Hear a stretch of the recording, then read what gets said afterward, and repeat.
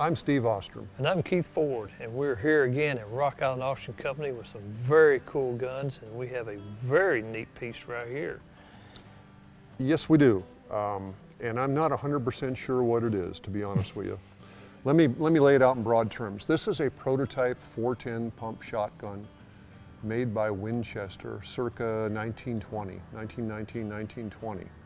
And what the information gives us is this was probably used as a forerunner to the Model 42, one of the best shotguns ever made, much less a 410 shotgun. Yeah, that was America's sweetheart. Yeah, that is a beautiful gun.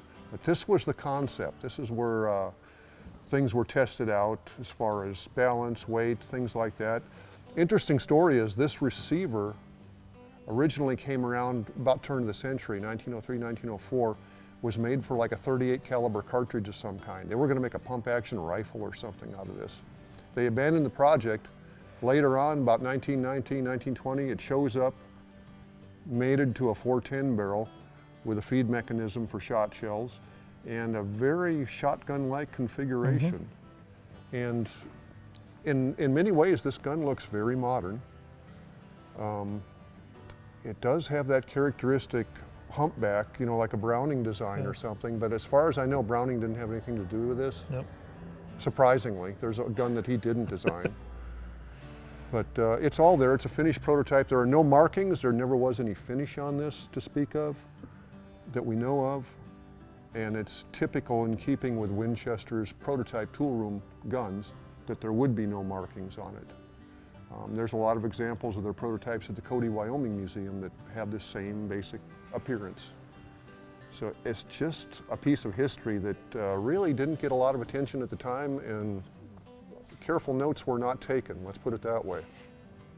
So you've never seen this before, No, right? I never have. I've never seen the prototype of the 42. I've got a 42, and it's... That's why I picked it out. Yeah, I knew you'd like it. They're awesome little guns, but I've never seen this. I mean, solid frame. Right. Nothing fancy. Yeah. I see this plate is probably supposed to be retained by something, but it isn't. And maybe they just didn't bother to put a screw there.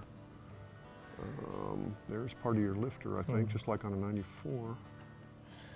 But I don't know. There's just so little known about this gun.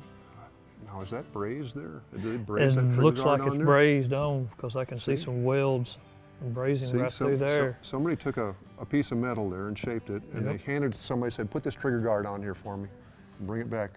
This typical tool room R&D stuff going on right there. Yeah. And this fore end, it looks like they bored out like a 22 fore end. Yeah. A pump 22 fore end. So that is, I don't know. We're probably holding one of the rarest guns in here today right now. Now this, it looks like that this would load from the front. I was checking that out, trying to get it to move, and I couldn't, and I don't want to force it, but that's got to be it. Just like a modern day Henry rifle does. Now if you look at the later Stevens shotguns, they had a solid frame like that, you know, had that cut out like that. Yeah, really neat. So it looks very much like an almost finished product, and yet it was never taken beyond this in this configuration. They really revamped it to come up with a 42. It's a whole nother animal, inside and out. Yeah, the 42, it has a side plate that comes off. It's more than just a downsized Model 12. Right.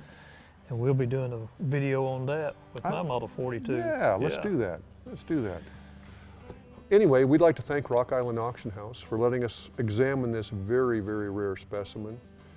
And we hope you'll tune in again when we bring you another gun from the vault.